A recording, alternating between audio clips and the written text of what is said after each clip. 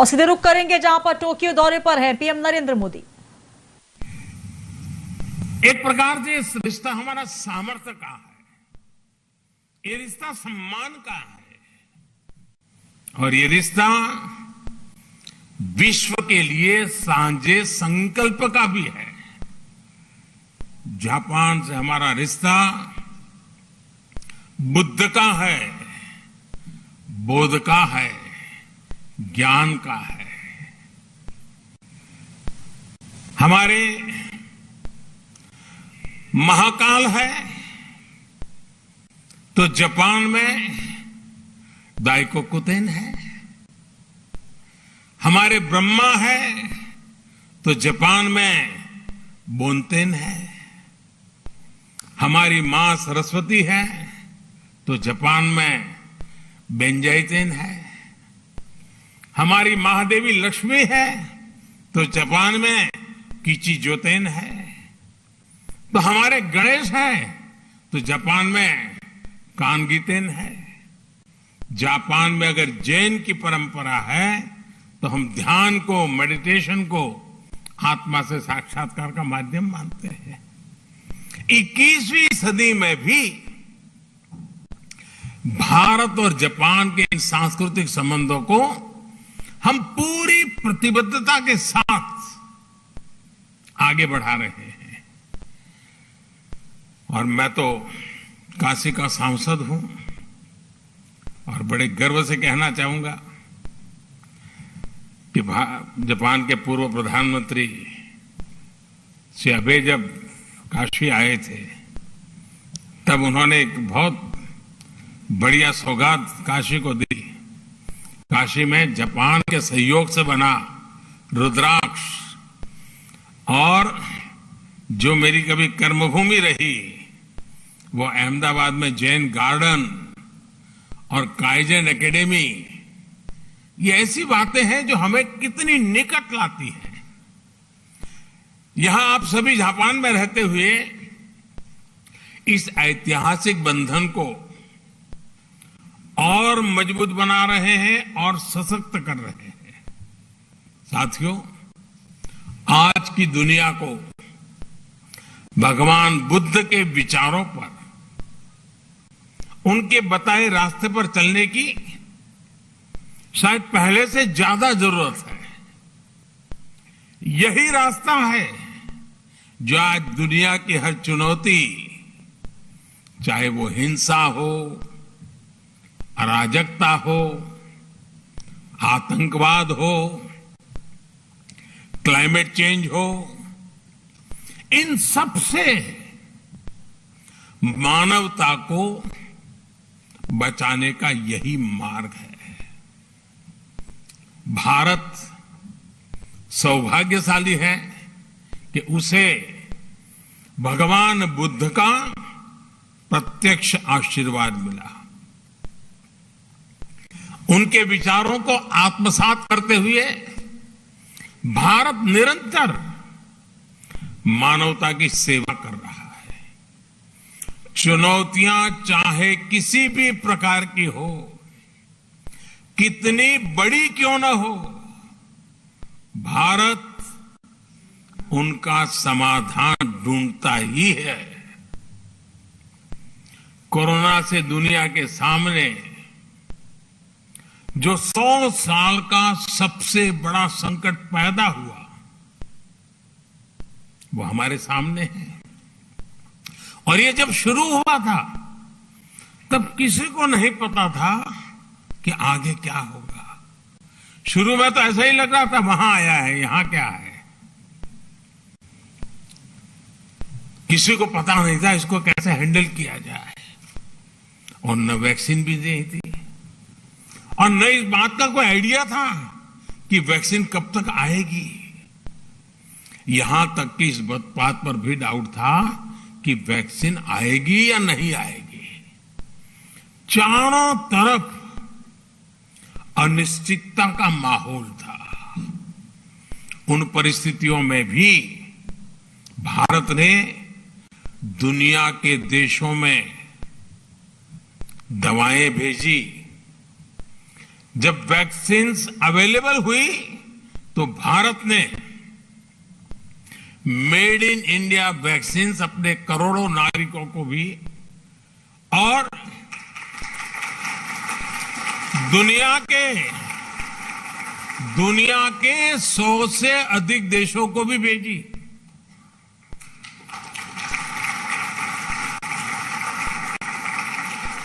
साथियों, अपनी स्वास्थ्य सेवाओं को और बेहतर बनाने के लिए भारत अभूतपूर्व निवेश कर रहा है। दूर सुदूर क्षेत्रों में भी स्वास्थ्य सुविधाएं पहुंचे, इसके लिए देश भर में लाखों नए वेलनेस सेंटर्स बनाए जा रहे हैं। आपको ये जानकर के भी खुशी होगी, शायद आज आपने भी सुना होगा, वर्ल्ड हेल्थ ऑर्गेनाइजेशन WHO ने भारत की आशा वर्कर्स, आशा बहनों को director generals global health leader award से सम्मानित किया है।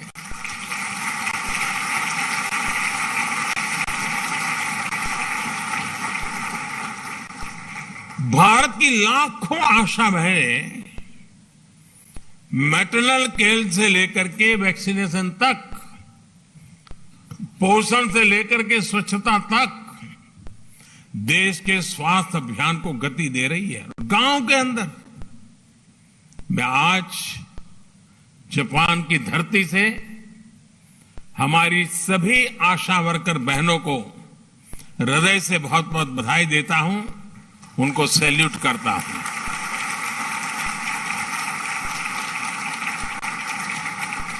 साथियों, भारत आज किस तरह वैश्विक चुनौतियों का मुकाबला करने में मदद कर रहा है, इसका एक और उदाहरण एनवायरनमेंट का भी है। आज क्लाइमेट चेंज विश्व के सामने मौजूद एक महत्वपूर्ण संकट बन गया है। हमने भारत में इस चुनौती को देखा भी और उस चुनौती से स्थायी समाधान के लिए रास्ते भी खोजने की दिशा में हम आगे बढ़े। भारत ने 2070 तक नेट जीरो के लिए कमिट किया है।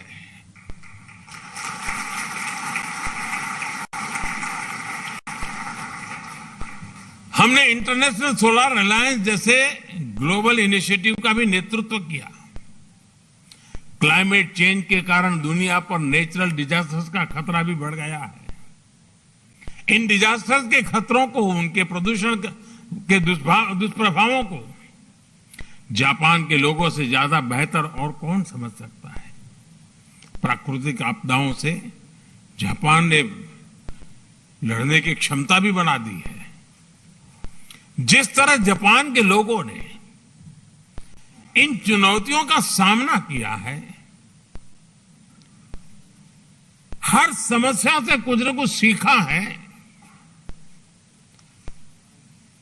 उसका समाधान खोजा है और व्यवस्थाएं भी विकसित की है, व्यक्तियों का भी उस प्रकार से संस्कार किया है। ये अपने आप में सराहनीय है। इस दिशा में भी भारत ने CDRI यानी coalition for disaster resilient infrastructure में लीड ली है। साथियों, भारत आज ग्रीन फ्यूचर, ग्रीन जॉब्स के लिए, कैरियर रोडमैप के लिए भी बहुत तेजी से आगे बढ़ रहा है। भारत में इलेक्ट्रिक मोबिलिटी को व्यापक प्रोत्साहन दिया जा रहा है। ग्रीन हाइड्रोजन को हाइड्रोकार्बन का विकल्प बनाने के लिए विशेष मिशन शुरू किया गया है।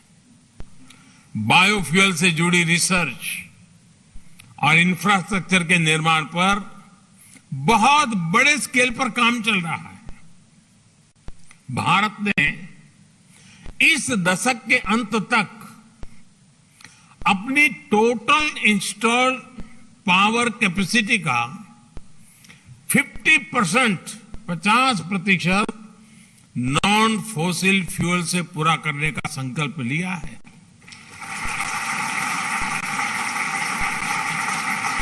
साथियों, समस्याओं के समाधान को लेकर भारतीयों का जो ये आत्मविश्वास है, ये आत्मविश्वास आज हर क्षेत्र में, हर दिशा में, हर कदम पर दिखाई देता है।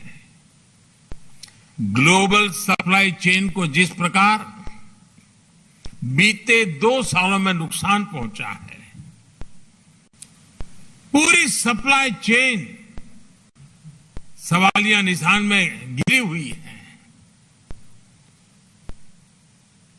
आज सारी दुनिया के लिए यह अपने आप में एक बहुत बड़ा संकट बना हुआ है। भविष्य में ऐसी स्थिति से बचने के लिए हम आत्मनिर्भरता के संकल्प के साथ आगे बढ़ रहे हैं।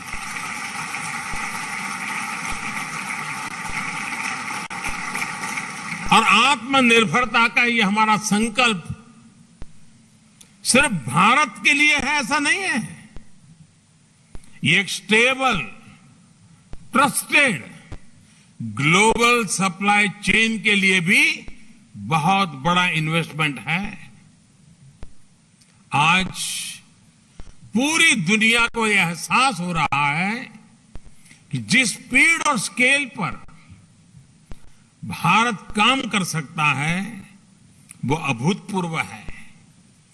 दुनिया को आज ये भी दिख रहा है कि जिस स्केल पर भारत अपनी इंफ्रास्ट्रक्चर और इंस्टीट्यूशनल कैपेसिटी बिल्डिंग उस पर जो जोर दे रहा है यह भी अभूतपूर्व है। मुझे खुशी है कि हमारी इस कैपेसिटी के निर्माण में जापान एक अहम भागीदार है। Mumbai Ahmedabad high speed rail हो, दिल्ली मुंबई इंडस्ट्रियल कॉरिडोर हो, डेडिकेटेड फ्रेट कॉरिडोर हो, ये भारत जापान के सहयोग के बहुत बड़े उदाहरण हैं। साथियों, भारत में हो रहे बदलावों में एक और खास बात है। हमने भारत में एक स्ट्रांग और रेजिलिएंट रिस्पॉन्सिबल डेमोक्रेसी की पहचान बनाई है। उसको बीते 8 सालों में हमने लोगों के जीवन में सकारात्मक बदलाव का माध्यम बनाया है। भारत की डेमोक्रेटिक प्रोसेस से आज समाज के वो लोग भी जुड़ रहे हैं जो कभी गौरव के साथ ये अनुभव नहीं कर रहे थे कि वो भी इसका हिस्सा है। हर बार, हर इलेक्शन में रिकॉर्ड टर्नआउट, और उसमें भी यहां जो हमारी माताएं बहनें हैं उनको जरा खुशी होगी। आप अगर भारत के चुनावों को डिटेल में देखते होंगे तो आपको ध्यान आता होगा कि पुरुषों से ज्यादा महिलाएं वोट कर रही है।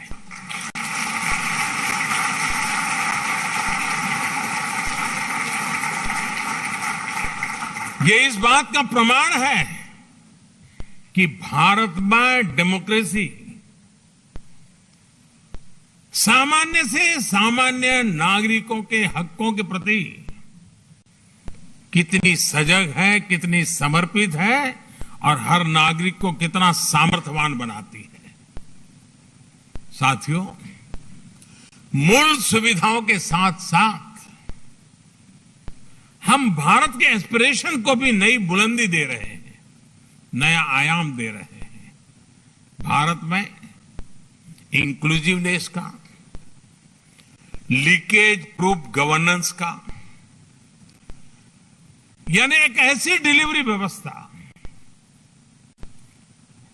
टेक्नोलॉजी का भरपूर उपयोग करते हुए एक ऐसे मैकेनिज्म को विस्तार किया जा रहा है ताकि जो जिस चीज का हकदार है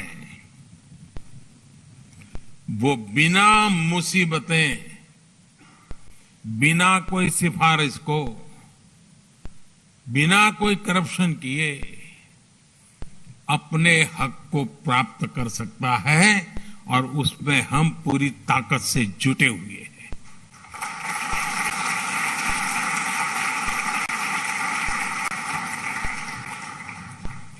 और टेक्नोलॉजी के इस उपयोग ने, डायरेक्ट बेनिफिट ट्रांसफर की इस परंपरा ने कोरोना के इस विकट कालखंड में गत 2 वर्ष में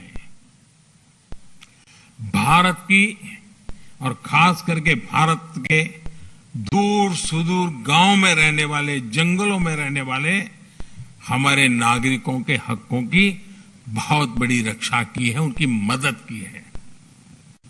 साथियों, भारत का बैंकिंग सिस्टम इन मुश्किल हालात में भी निरंतर चलता रहा और उसका एक कारण भारत में जो डिजिटल रिवॉल्यूशन आया है, डिजिटल नेटवर्क की जो ताकत बनी है, उसका ये परिणाम मिल रहा है। और आपको साथियों जानकर के खुशी होगी, पूरी दुनिया में जो डिजिटल ट्रांजैक्शन होते हैं ना, कैशलेस, यहां जापान में तो आप लोग टेक्नोलॉजी से भली भांति परिचित रहते हैं, लेकिन ये बात सुनकर के आनंद होगा, आश्चर्य होगा और गर्व होगा। पूरे विश्व में जितना भी डिजिटल ट्रांजैक्शन होता है उसमें से 40% अकेले भारत में होता है।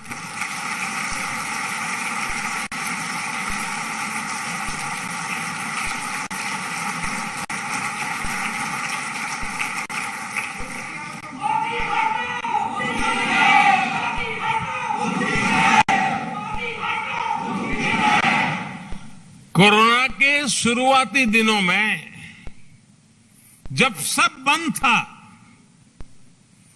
उस संकट के कालखंड में भी भारत सरकार एक क्लिक बटन दबा करके एक साथ करोड़ों भारतीयों तक आसानी से उनके लिए जो मदद पहुंचानी है पहुंचा पाते थे।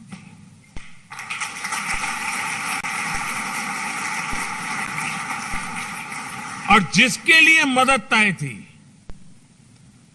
उसी को मिली, समय पर मिली, और इस संकट से जूझने का उसे सामर्थ्य भी मिला।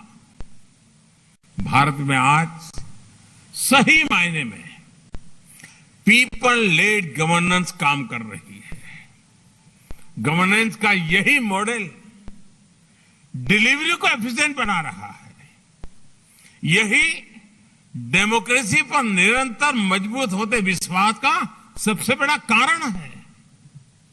साथियों, आज जब भारत आजादी के 75 साल मना रहा है, आजादी का अमृत महोत्सव मना रहा है, तो वो आने वाले 25 साल यानी आजादी के 100वें वर्ष तक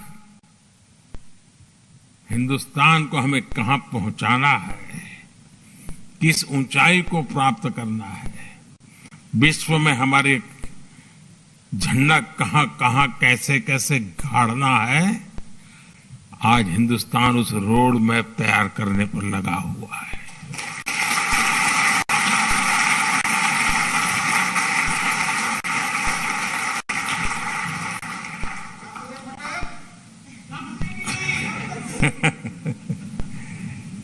आजादी का ये अमृतकाल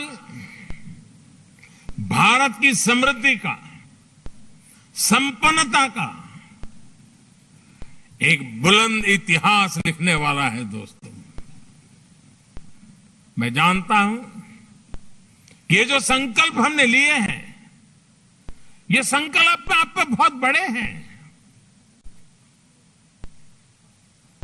लेकिन साथियों, मेरा जो लालन पालन हुआ है, मुझे जो संस्कार मिले हैं, जिन जिन लोगों ने मुझे गढ़ा है, उसके कारण मेरी भी एक आदत बन गई है।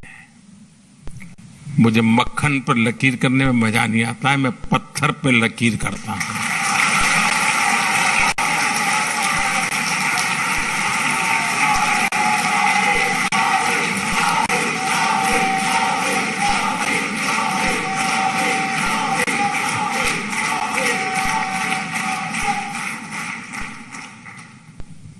लेकिन साथियों, सवाल मोदी का नहीं है। आज हिंदुस्तान से 130 करोड़ लोग, और मैं जापान में बैठे हुए लोगों के भी आंखों में वही देख रहा हूं, आत्मविश्वास। 130 करोड़ देशवासियों का आत्मविश्वास, 130 करोड़ संकल्प, 130 करोड़ सपने, और इस 130 करोड़ सपनों को पूर्ण करने का ये विराट सामर्थ्य परिणाम निश्चित लेकर रहेगा। दोस्तों, हमारे सपनों का भारत हम देख के रहेंगे।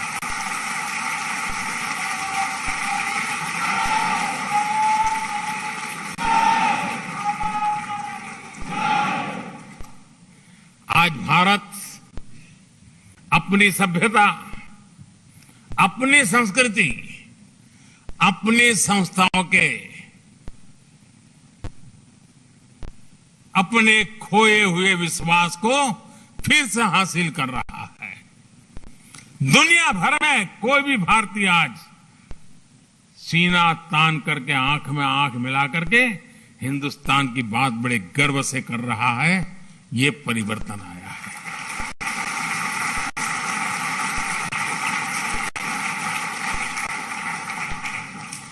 आज मुझे यहां आने से पहले भारत की महानताओं से प्रभावित कुछ लोग जो अपना जीवन खपा रहे हैं, ऐसे लोगों के दर्शन करने का मुझे मौका मिला, और बड़े गर्व से वो कह रहे थे योग की बातें, वो योग को समर्पित है। जापान में भी शायद ही कोई होगा जिसको योग की कल्पना न हो। हमारा आयुर्वेद, हमारी पारंपरिक चिकित्सा पद्धति, आजकल तो हमारे मसाले सब दूर, उसकी मांग बढ़ रही है। लोग हमारी हल्दी मंगवा रहे हैं। इतना ही नहीं साथियों, हमारी खादी, वरना तो आजादी के बाद धीरे धीरे धीरे धीरे उन नेताओं की कॉस्ट्यूम बनकर के रह गई थी।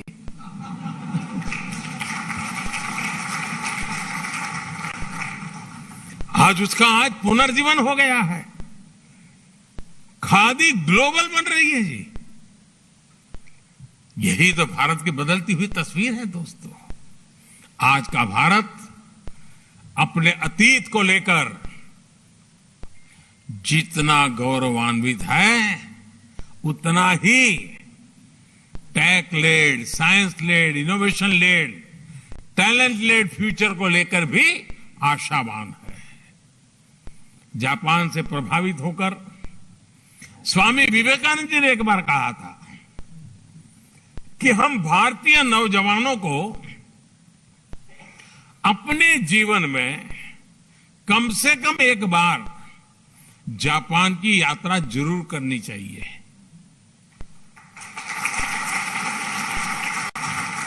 आप लोग ये वाक्य पढ़ करके आएंगे हो, ऐसा मैं तो नहीं मानता हूं, लेकिन विवेकानंद जी ने भारत के लोगों को कहा था कि भाई एक बार देखकर तो आओ जापान है कैसा। साथियों, उस जमाने में स्वामी विवेकानंद जी ने जो कहा था, आज के युग के अनुरूप उसी बात को, उसी सद्भावना को आगे बढ़ाते हुए मैं कहना चाहूंगा कि जापान का हर युवा अपने जीवन में कम से कम एक बार भारत की यात्रा करें।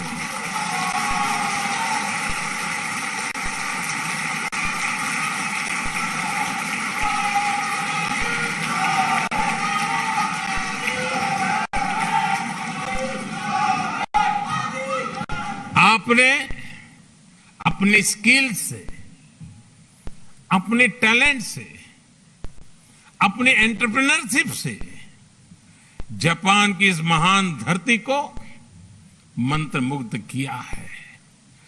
भारतीयता के रंगों से, भारत की संभावनाओं से भी आपको जापान को लगातार परिचित कराना है। आस्था हो या एडवेंचर, जापान के लिए तो भारत एक स्वाभाविक टूरिस्ट डेस्टिनेशन है। और इसलिए भारत चलो, भारत देखो, भारत से जुड़ो, इस संकल्प से जापान के हर मेरे भारतीय से मैं आग्रह करूंगा कि वो उससे जुड़े। मुझे विश्वास है कि आपके सार्थक प्रयासों से भारत जापान की दोस्ती को नई बुलंदी मिलेंगी। इस अद्भुत स्वागत के लिए, और मैं देख रहा था, अंदर आ रहा था, चारों तरफ जोश, नारे, उत्साह, और जितना भारत को आप अपने में जीने की कोशिश करते दिख रहे हो, ये सचमुच में दिल को छूने वाला है।